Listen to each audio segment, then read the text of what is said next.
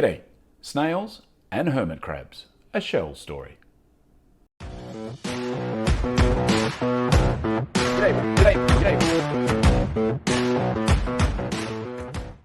Now, I'm sure there is a wonderful metaphor tied up in all this somewhere, but really, today, this is nothing more than a random observation and a random realization that I hadn't really thought much about before, so I thought I would share it with you today.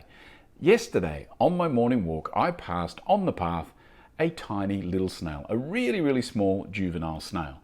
And the thing that struck me about that snail was not so much the size of the small slug of the snail, but how small the shell was.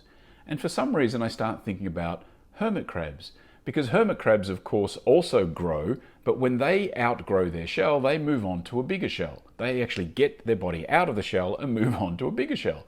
Whereas the snail doesn't do that. The snail has developed a shell that grows with it. They have this gland, I didn't know this, I must admit, I had to Google it, but they have a gland that secretes a liquid that becomes a calcium carbonate structure of the shell, and they just secrete that continually as they grow, and then with that the shell grows bigger.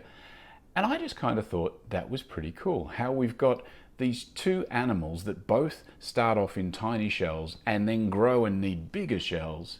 One goes and finds another, one grows it for themselves. Like I said, I'm sure there is a wonderful metaphor in there about life and taking your shell with you and all this stuff, but I'm not actually interested in that. I just think it's worthy for us to think for a moment about the amazing nature that created a hermit crab that goes into a bigger shell and a snail that just has a shell that grows with it. Alrighty, that is it for today. I do thank you for your time, and I will be back again tomorrow. See ya.